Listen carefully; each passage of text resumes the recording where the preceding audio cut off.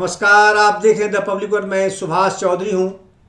इससे पहले कि मैं अपनी बात शुरू करूं, आपसे गुजारिश है कि अगर आपने हमारे चैनल द पब्लिक वर्ड को सब्सक्राइब नहीं किया है तो इसे ज़रूर सब्सक्राइब कर लें। आपका सहयोग बहुत ज़रूरी है हमारी पत्रकारिता के लिए और आप तक सीधे और सरल शब्दों में वास्तविक सूचनाओं को पहुंचाने के लिए भी। इसलिए मुझे उम्मीद है कि आप हमारा सहयोग अवश्य करेंगे।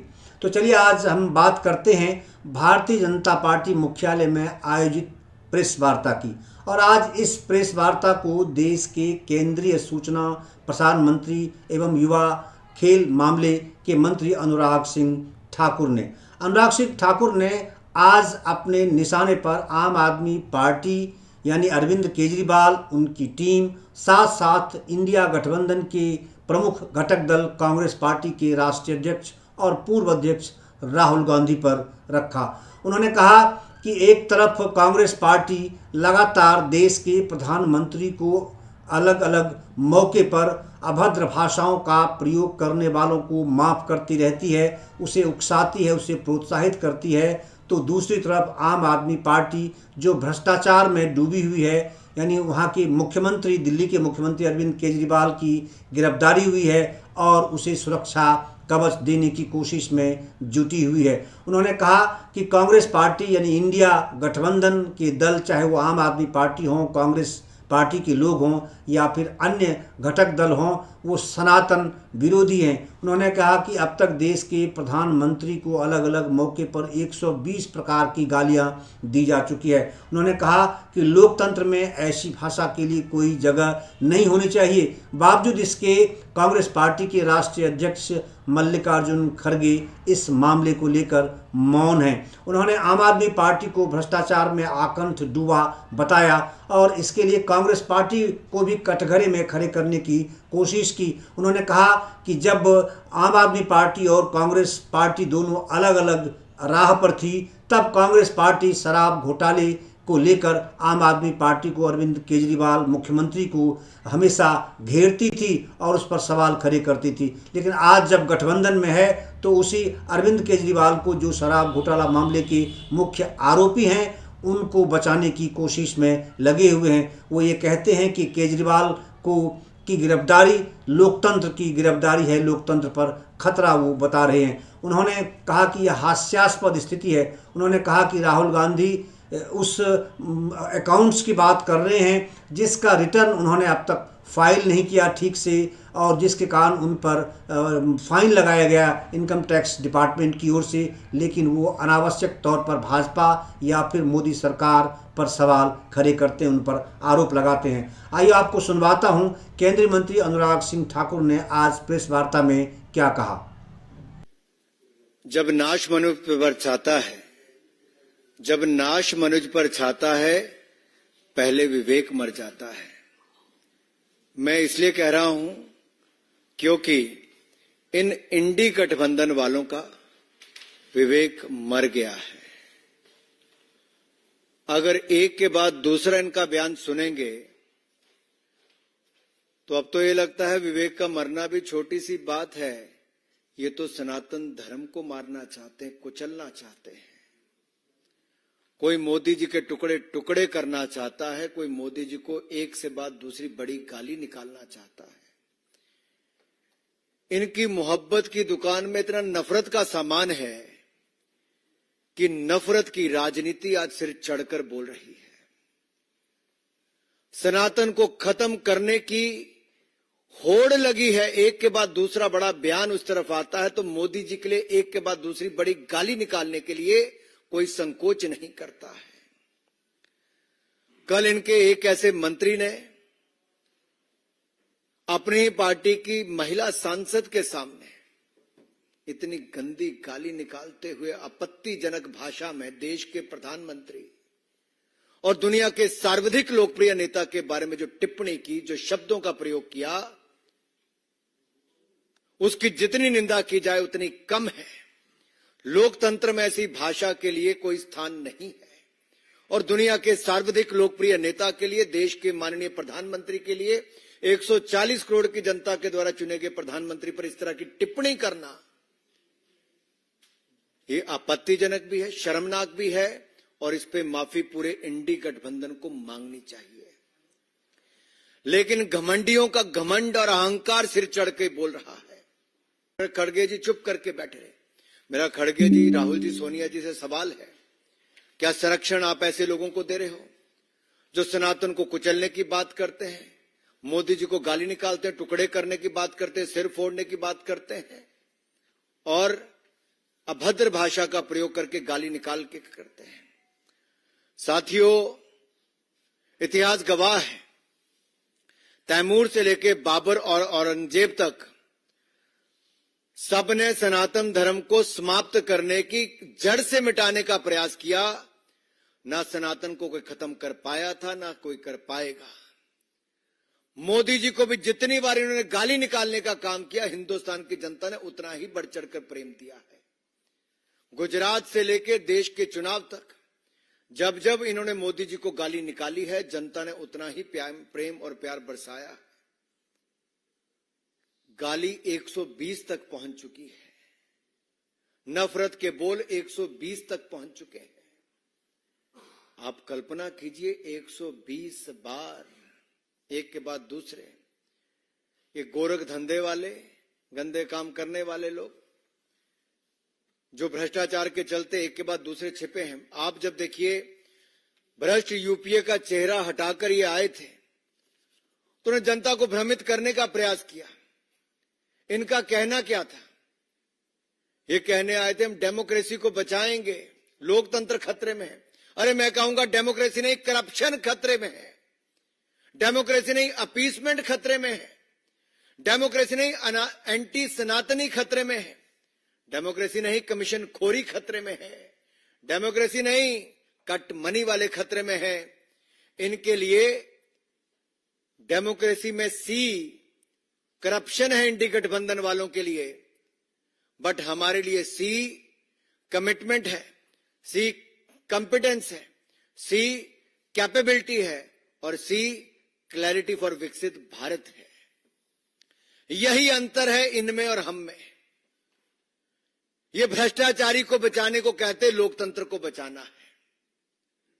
ये कल तक जब शराब घोटाले के आरोप अरविंद केजरीवाल पर लगाते थे, वही कांग्रेसी आज उनकी जेब में जाकर बैठ गए, उनकी गोद में जाकर बैठ गए। क्यों? राहुल गांधी जी की जुबान बंद हो गई, कांग्रेस नेताओं की जुबान बंद हो गई। क्या मजबूरी है? केजरीवाल के साथ रहना जरूरी है। अरे पंजाब में 21 लोग नकली शराब पीकर मर गए, मुख्यमंत्री के घर में। एक शब्द किसी कांग्रेसी नेता की जुबान से नहीं निकला। लेकिन यही आम आदमी पार्टी के लोग कांग्रेस की सरकार के खिलाफ कहते थे, हम नशा मुक्त करके नशे के धंधे को बंद करेंगे। आज नशे के चलते 21 लोगों की जान ले ली, कांग्रेस के लोग फिर चुप बैठे। ये यूपीए का चोला उतारकर इंडी गठबंधन जो बनाया, घमंडी गठबंधन जो बनाया है, साफ नजर आता है कारनामे वही हैं, करप्शन वही है, भ्रष्टाचारी वही हैं, केवल चेहरा नया लेकर आए हैं, लेकिन जनता सब जानती है। मेरा निवेदन आप सबसे रहेगा कि सवाल पूछिए। मैं आपके मन से सवाल पूछ रहा हूं राहुल गांधी जी से, ये नफरत की दुकान कब तक चलाओगे राहुल गांधी? नफरत का और कितना सामान भरा है राहुल गांधी जी? पहले आप देश के टुकड़े करना चाहते थे, आज मोदी जी के टुकड़े टुकड़े करना चाहते हो। कितनी नफरत भरी है। पहले टुकड़े टुकड़े गैंग के साथ जाकर खड़े हो जाते थे, आज टुकड़े टुकड़े वालों को अपनी गैंग में शामिल करवा लेते हो।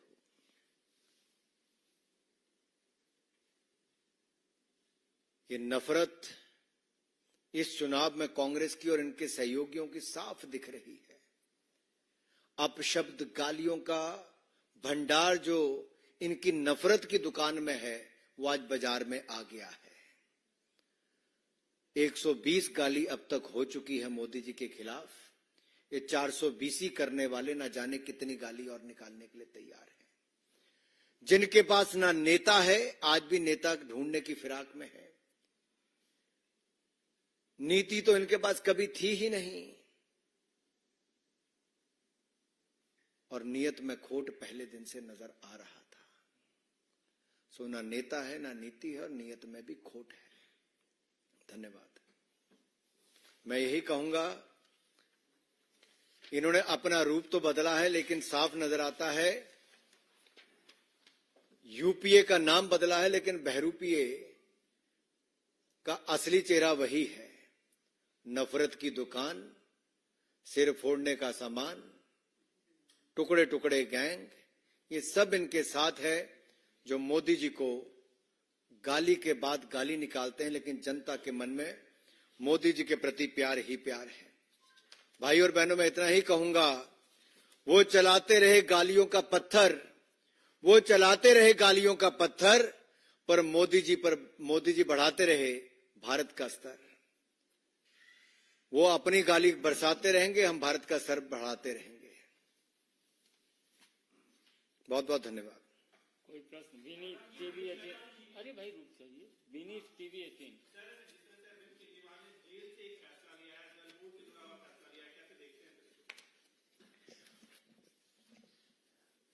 जो भ्रष्टाचार के खिलाफ आवाज उठाने की बात करते थे, नैतिकता की बात करते थे, वो अनैतिक कार्य भी करते रहे, और नैतिकता दूर दूर तक कहीं नजर नहीं आती है।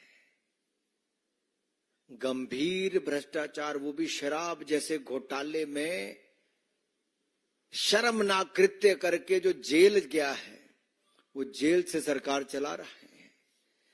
ये देश की जनता को दिख गया अरविंद केजरीवाल जी का असली चेहरा, उनकी भ्रष्ट सोच, और केवल पैसा कमाने वो राजनीति में आए थे, अपनी जेब भरने आए थे।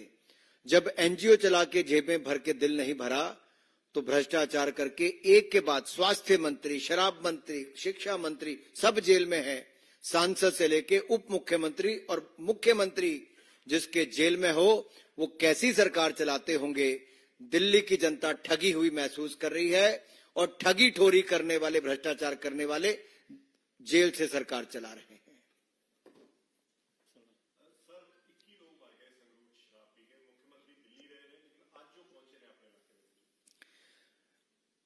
ਜਿਹੜੇ ਪ੍ਰਦੇਸ਼ 21 ਲੋਕਾਂ ਦੀ ਜਾਨਾਂ ਚਲੀ ਜਾਣ ਸ਼ਰਾਬ, ਨਕਲੀ ਸ਼ਰਾਬ ਪੀ ਕੇ, ਤੇ ਉੱਥੇ ਦਾ ਮੁੱਖ ਮੰਤਰੀ ਦਿੱਲੀ ਸੁੱਤਾ ਰਵੇ, ਦੋ ਸ਼ਬਦ ਵੀ ਨਾ ਬੋਲੇ, ਜ਼ੁਬਾਨ ਵੀ ਨਾ ਖੁੱਲੇ, ਨਸ਼ੇ ਦੇ ਖਿਲਾਫ ਕੋਈ ਕਾਰਵਾਈ ਵੀ ਨਾ ਕਰੇ, ਤੇ ਸ਼ਰਾਬ ਘੁਟਾਲੇ ਦੇ ਆਰੋਪੀ ਜਿਹੜੇ ਜੇਲ੍ਹ 'ਚ ਨੇ, ਉਪ ਮੁੱਖ ਮੰਤਰੀ ਮਨੀਸ਼ ਸਿਸੋਦੀਆ, सांसद संजय सिंह, ਤੇ ਹੁਣ ਮੁੱਖ ਮੰਤਰੀ ਅਰਵਿੰਦ ਕੇਜਰੀਵਾਲ ਨੂੰ ਬਚਾਉਣ ਲਈ ਪੰਜਾਬ ਦੇ ਮੁੱਖ ਮੰਤਰੀ ਦਿੱਲੀ ਪਹੁੰਚ ਜਾਂਦੇ ਨੇ, ਲੇਕਿਨ ਆਪਣੇ ਜ਼ਿਲ੍ਹੇ ਦੇ ਵਿੱਚ 21 ਲੋਕਾਂ ਦੀ ਜਾਨ ਨਕਲੀ ਸ਼ਰਾਬ ਕਰਕੇ ਚਲੇ ਜਾਂਦੀ ਹੈ।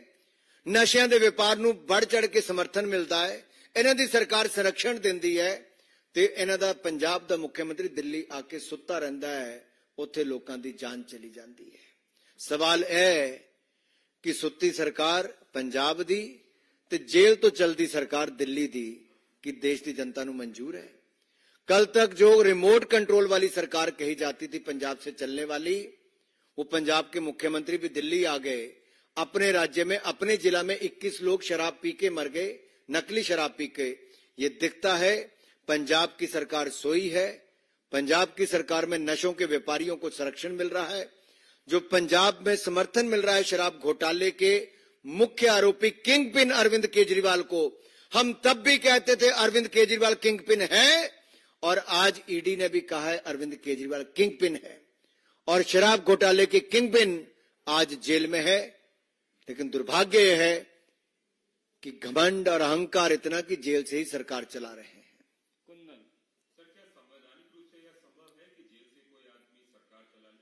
अरे सबसे बड़ी बात तो राजनीति में नैतिकता की है।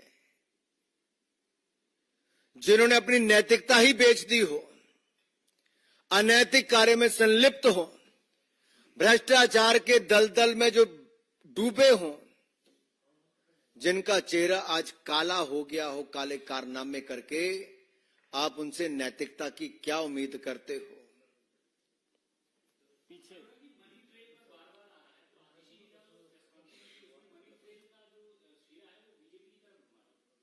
मैं इतना ही कहता हूं, जब इनके पास कोई उत्तर नहीं बचा तो इसी तरह के आरोप लगाएंगे। इनको जवाब देना है भ्रष्टाचार क्यों किया, ऐसी कौन सी मजबूरी थी कि शराब दलाली करनी जरूरी थी, ऐसी कौन सी मजबूरी थी कि साउथ के नेता से भी, वहां के व्यापारियों से भी करोड़ों रुपए की दलाली जरूरी थी, ऐसी कौन सी मजबूरी थी कि गली गली में शराब की दुकान खोलनी जरूरी थी, ऐसी कौन सी मजबूरी थी कि स्वास्थ्य के साथ साथ शराब की दलाली भी जरूरी थी। मोहित, Sir, while we see that BJP is having marathon meetings for the CEC and most of the candidates have announced or they'll be announcing, but Congress is not able to find a candidate for Amethi and Raebareli, which are said to be the bastions of the Congress party. How do you see this? देश के सबसे बड़े राज्य और जहां से नेहरू गांधी परिवार की 4-5 पीढ़ियों को वोट मिलता रहा, वहां से चुनकर आते रहे, आज ये स्थिति कांग्रेस की हो गई है कि 80 सांसदों के राज्य वाला उत्तर प्रदेश में कांग्रेस को कैंडिडेट नहीं मिल रहा। नेहरू गांधी परिवार से भी कोई चुनाव लड़ने के लिए तैयार नहीं। ये अपने आप में दिखता है कांग्रेस की दुकान बंद होने को आ गई है। कांग्रेस मुक्त भारत की जो हम बात करते थे, उत्तर प्रदेश से उसकी शुरुआत हो चुकी है और देश के अलग अलग राज्यों में जैसे राजस्थान, गुजरात, बाकी राज्यों में भी, हरियाणा, हिमाचल प्रदेश में पहले ही कांग्रेस की दुकान बंद हो चुकी थी। अब उत्तर प्रदेश में भी कांग्रेस 0/0 आने वाली है। अभिषेक, सर, अभी 10-15 दिन बाद इंडी अलायंस के तमाम बड़े नेता अरविंद केजरीवाल के खिलाफ प्रेस कॉन्फ्रेंस करने आए हैं। वो ये कह रहे हैं गिरफ्तारी इनकी ठीक नहीं है। दूसरा, इनकी पत्नी अनीता सुनीता, वो मुख्यमंत्री की कुर्सी पर बैठकर जिस तरीके से भावुक अपील कर रही हैं और उनके मैसेज को पढ़ रही हैं, क्या लगता है उससे कुछ फर्क पड़ेगा? संविधान बनाने वालों का चित्र पीछे लगे था, लेकिन संविधान को कुचलने का काम हो रहा है। जिस व्यक्ति ने अपनी जवानी देश की आजादी के लिए दे दी, उसका फोटो तो लगाते हैं, लेकिन कारनामे कुछ और करके दिखाते हैं। वो भी पीछे शर्मसार होते होंगे कि उनका भी दुरुपयोग कैसे किया जा रहा है। अब इनके पार्टी के नेता नहीं बचे कोई साथ में खड़े होने के लिए, तो धर्मपत्नी जी को उतारा है। एक समय था लालू जी ने राबड़ी जी को उतारा था, यहां पे राबड़ी 2.0 होने वाला है। मैं यही कहूंगा, जवाब आपको यह देना है कि भ्रष्टाचार करने वाले अरविंद केजरीवाल जी, कांग्रेस ने स्वयं एक नहीं अनेक बार उनके ऊपर और शराब घोटाले के ऊपर आरोप लगाए अरविंद केजरीवाल के ऊपर। मेरा सीधा सवाल खड़गे जी और राहुल गांधी जी से यह है, क्या वो अरविंद केजरीवाल को निर्दोष मानते हैं? क्या वो भ्रष्टाचार के खिलाफ कार्रवाई करने को बंद करवाना चाहते हैं? क्या वो ये घमंडिया गठबंधन में भ्रष्टाचारियों का जो मेल हुआ, ठगबंधन जो हुआ है, उसके लिए इतना नीचे गिर गए हैं कि आज आरोपियों के साथ आकर मंच पर खड़े हो गए हैं? सवाल यह है कि क्या कल तक अरविंद केजरीवाल दूसरों को क्लीन चिट देते थे जो जेल में हैं, वो आज भी 1.5 साल से जेल में ही है, और क्लीन चिट देने वाला आज खुद जेल में और गिरफ्तारी में है। अब ये जो दूसरे उनको क्लीन चिट देने वाले आए हैं, मैं देश की जनता को बता दूं, ये भी अधिकतर लोग बेल पर ही हैं। सोनिया गांधी जी भी, राहुल गांधी जी भी, लालू प्रसाद यादव जी और ऐसे अनेक नेता आज बेल पर हैं, और जेल वालों को ये भी क्लीन चिट देने आ रहे हैं। ये देश का लोकतंत्र बचाने की बात